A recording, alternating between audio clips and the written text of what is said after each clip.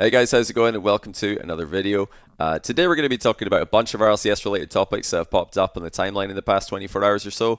The big one that we'll discuss towards the end of the video is the fact that Shopify Rebellion, that's Justin's new team alongside Parth and Two Piece, they have failed to qualify for the second NA main event of the season.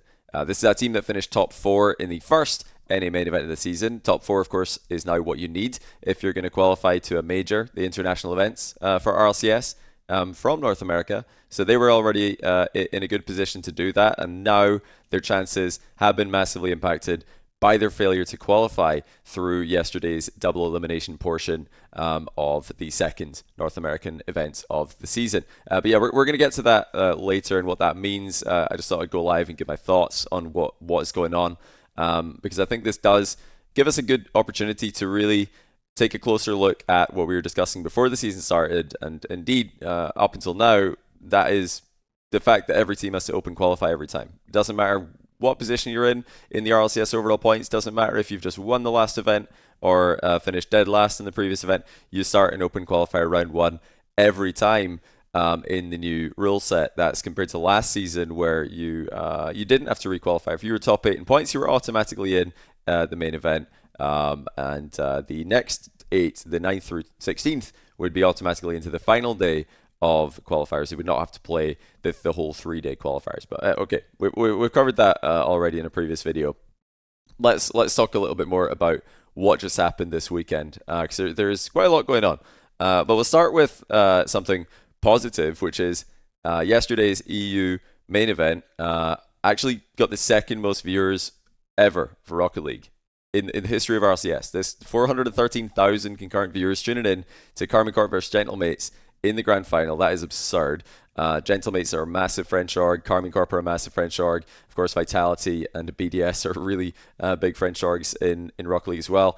And there's so many eyes on these matches that this is, in fact, more concurrent viewers than the World Championship final 2 seasons ago in Dallas. This is second only to Dusseldorf last season. So unbelievable viewer numbers for this event. I just thought I'd quickly mention that in case you weren't aware. Yeah, a lot of people are watching Rocket League right now. But Karmine Corp, who were victorious in the event, they won the whole thing. They've now got a new coach. They've got Farah this season, no longer coached by Eversax. They've got Farah, who formerly coached Vitality. And he actually put out a very interesting tweet that's completely related to the topic at hand today, which is, open qualifiers, teams having to play open qualifiers, even if they are top 8, top 4, top 1 in their region. But let me just read Farah's tweet to you guys, so you can just follow along here. If you want, you can skip ahead if you want to just read it yourself. But I'll read what Farah's got to say here, because I think it's a very, very interesting take on the topic. So, hey RL Esports, we need to have a talk, he says. Many changes have been made to our scene this year, and while I understand the necessity of some of them for budgetary reasons, many of them actually have no impact on costs and are hurting our scene.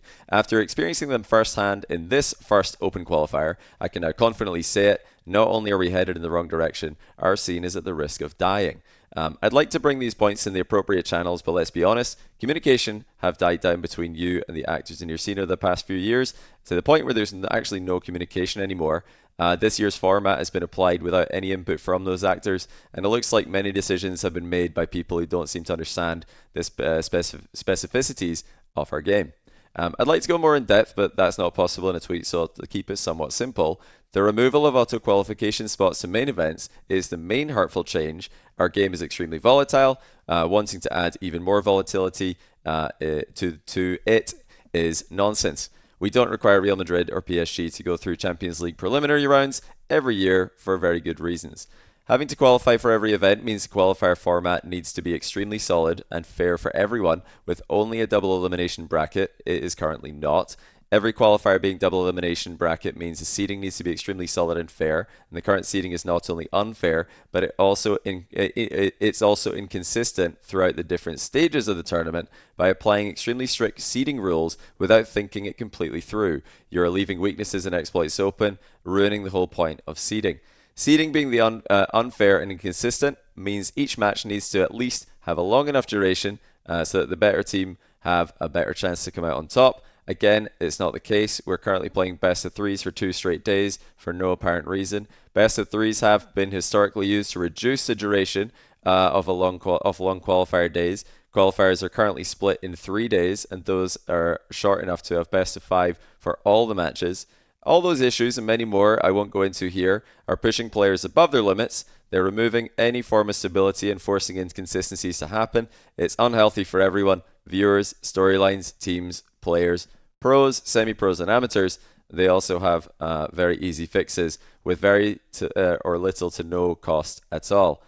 Today proves that, again, our esport is great. Of course, referencing the insane viewership numbers. A lot of people want to watch it, but as it stands, it's not going to last much longer. We need better communication. We need changes. We need to do better. Not next year or as soon as possible, or the damage will be irreversible. And yeah, a lot of people, 14,000 people actually like this tweet, myself included. I think it's a very good take, and it's in line with what we anticipated going into the season. This is one of the changes I was not a fan of. Personally, I don't like the fact that teams have to open qualify every time, because things like this happen. You've got Shopify Rebellion, top 4 in Event 1, and then in Event 2, they drop to the lower bracket against G Buffo. That's G-Man, Buffy, and Hazo. I love that name, by the way. They've just combined their 3 names into one. Fantastic. So yeah, they've lost 1 best of 5, and now they're in the lower bracket against TSM, who are a fantastic team of Creams, Hockey, and Wavy. So if it wasn't Shopify Rebellion, it was going to be TSM who didn't make it. And if it wasn't TSM, it was going to be Dignitas who didn't make it. These are all main event teams from the first event, and they're all teams that could easily make top 8s in many events this season. And one of them is out because, well, Shopify are the team to blame here. They lost to a team they're not supposed to lose to in G Buffo. G Buffo beat them fair and square. But yeah, that's obviously not good for Shopify Rebellion, not good for North America. And I think it highlights the problem that Farah was talking about in his tweet, highlights a problem that a lot of us have been kind of just waiting to see. And now finally it's happened. It didn't take long, actually, just second event of the season. There's been a big upset, and a team who are in top 4 in the standings are out, and their chances to make major are kind of ruined. But let's take a look at what the Shopify Rebellion, I think founder of Shopify Rebels had to say about the matter, about failing to qualify. He said, complaining about the RLCS format after we had the worst single day performance since we entered Rocket League is pretty lame. We were bad, teams were good, they move on, we don't, it's fair.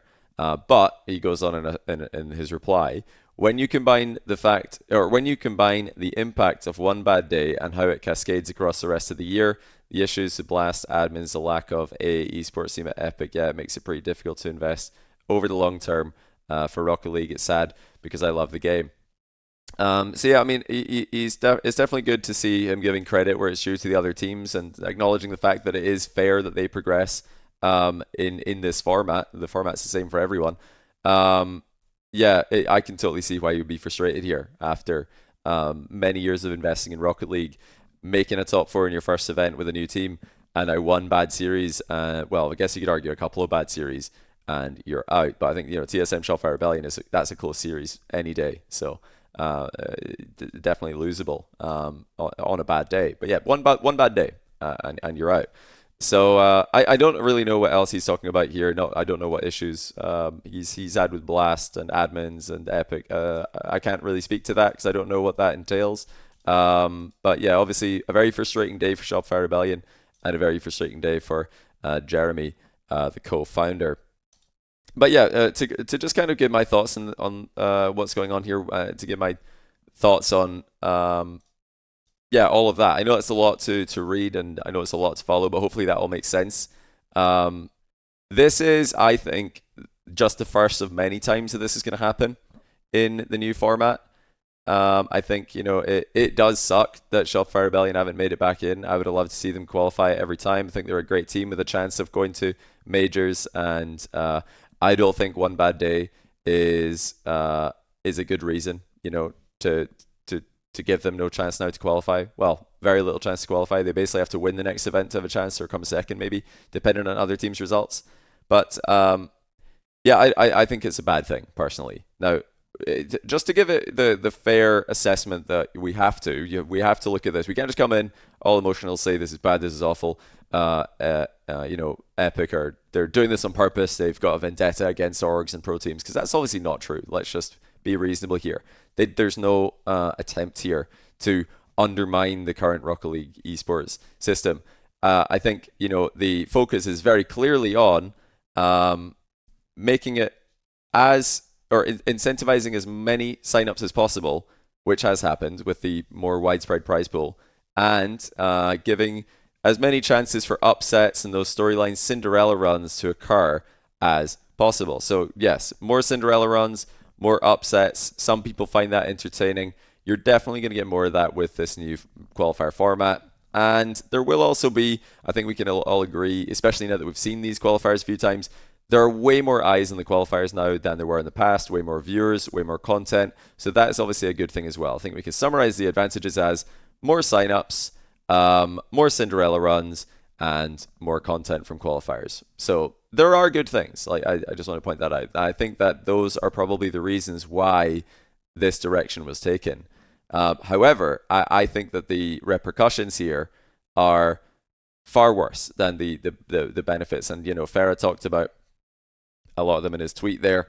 I think that the randomness is a bad thing, personally. I'm not entertained by a team like Shopify Rebellion getting eliminated in the closed qualifier every time. Just isn't something I find entertaining. I'm not thinking, I wonder who it's going to be this week. I wonder which top 4 team is not going to qualify. Is it going to be Gentlemates? Is it going to be Vitality? Can't wait to find out. That just isn't, I just don't find that entertaining personally. Maybe you do, and that's fine if you do. But for me, I think it's more entertaining knowing that you're going to see all the best teams in the main event every week. That to me sounds way better as an overall package over a 2-week period, qualifier and main event combined. The fact that all the best teams are going to be in the main event, that's what we really want to see. I think that the main events are suffering more under this open qualifier format. Even if the open qualifiers are getting a little bit more exciting, I think the main events are now just the fact Shopify are not in this second NA main event just kind of makes it, I think, a whole lot worse. You've got a top 4 team and they're not there. Where did they go? So I don't like the randomness. I like the consistency. I think that is actually entertaining. Consistency is entertaining. Upsets are great because once consistency is established and then an upset happens, it's way more exciting. If upsets are just happening left, right, and center, and teams getting eliminated every week, that's not exciting anymore because there's no consistency, there's no expectations in order for the upset to be dramatic. So I think the randomness is bad, first of all. And I think Farah summarized it quite well, the problems with the format. Double elimination is not a good format at reliably establishing who the top teams are. There will always be a couple of upsets, and double elimination just doesn't do a good job, or it doesn't do as good of a job as other formats at reliably finding the best teams from a group of teams. In this case, hundreds and maybe even over 1,000 teams. It's good for the early rounds to get rid of all the teams who are way off the pace, but once you get to the actual final round, the final day of qualification, before top 16 main event, that is where I think a different format would be better, such as last season's Swiss. It's a much more reliable format. You get more games, and over the course of more games, the good teams start to more clearly establish themselves. So I think that's the first thing I agree with Farah on. And the first thing I wanted to say is I don't think double elimination is a good format for the final day of a qualifier before a main event. There are much better formats out there. I also agree with the take on best of 3. Best of 3s, completely unnecessary. Now that we've seen how these days look, I view partied the first NA qualifier day. The days were over in like an hour and a half. It was like best of 3, done. And then even the lower bracket, best of 3, finished. I don't know why best of 3 is being used there when there's plenty time for best of 5s. You've got more than enough time to just do best of 5s the entire way through. And you might be thinking, well, what's the point in making a pro team play a best of 3 against some champ 1s? They don't need 3 games. They don't need to, a best of 5 to reliably win that. And you're right, they don't. Pros do not need a best of 5 to reliably beat a team of champ 1s. However, there are the occasional SSL stacked team who are having a good game, in round 1. They're just seeded way too low because the way the seeding works, I believe, is based on ranked. And if players are ranked below their actual skill level, if they're playing on an account or signed up on an account that's ranked really low, that can mess with the seeding. You round 1 of the open qualifier, best of 3. You're playing against SSLs. That is massively stressful. Even though a pro team wins that 99% of the time, there's still that 1% chance that the other team plays. It's probably more than 1% chance the other team starts the game really well and puts a massive ton of stress and pressure on your pro teams, which is not a good thing. I don't think that's exciting. I don't think it's interesting to see a pro team struggling in round 1 as much as it is interesting seeing them in the main event. Guaranteed. I think it's way more interesting. So yeah, best of 3. I don't like it personally. Way too random. Not necessary given the time frame that the qualifier has to work with. Yeah, that brings it to the last point, which is now that we've actually seen it in person before, when we're speculating how this format's going to look, I wasn't a massive fan of the open qualifier every time for teams who are in the top 8. Now that I've seen it, I'm even less of a fan of it. I don't like it. I think the amount of stress that puts on pros and the amount of stress, unnecessary stress it puts on pros is not fair, I think. And it might be difficult to relate to that because you're probably thinking, well, what's so hard about playing every weekend? Isn't that their job? And you're right, it is their job, and it is fair for everyone. Everybody has to do it. So there's no unfairness from that perspective. But if it's your livelihood, if it is your job to be a professional player, it's pretty stressful as a default. It's pretty stressful already. And then adding on to the fact that you don't know if you're going to be playing in every main event, you don't even know what your life is going to look like. That just sucks. I sympathize heavily with all the pro players.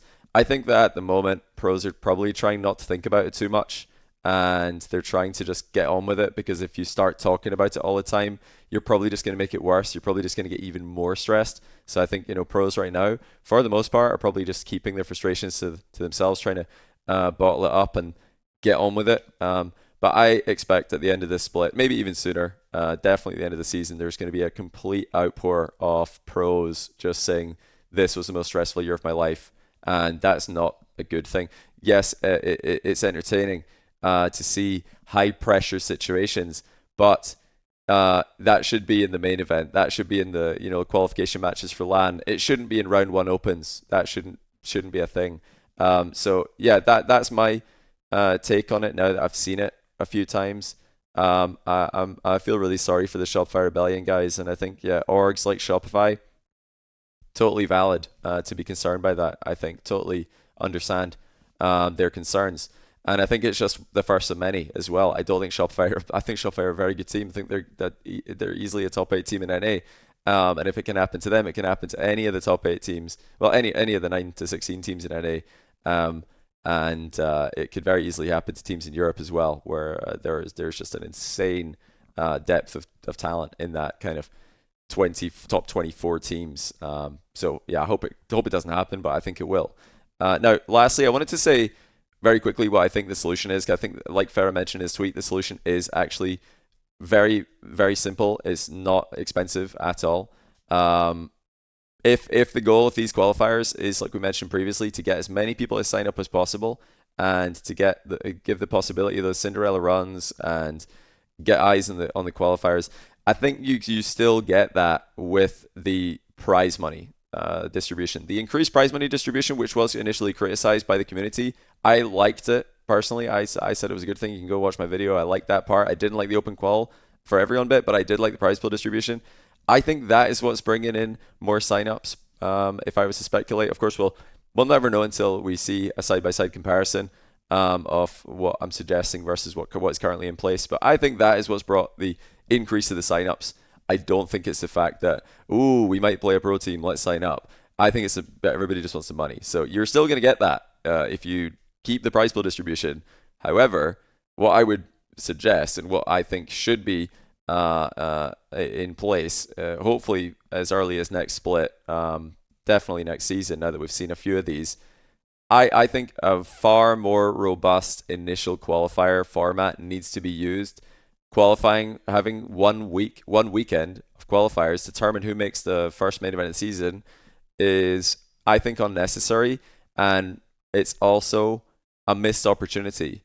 I think the first qualifier should be a far more robust system where you have a day where you go from, let's say, 1,000 teams down to the top 100, and or something like that, some 128, I guess it would be. Then you have another day where you go from 128 to 32 maybe. And over the course of 5 hours, not 1.5 hours, like a really robust format to do that reliably. Pools, maybe Swiss for lots of different pools, where you're really finding out who the best teams are in a reliable way. And then you've got your established teams for the first event. You know that they're the best teams, and then in the second event, the top 8, just like last season, don't have to requalify. They're just in automatically. That, I think, is something we can all agree would be beneficial for orgs, players. It would be beneficial for casual viewers because they get used to seeing who the good teams are.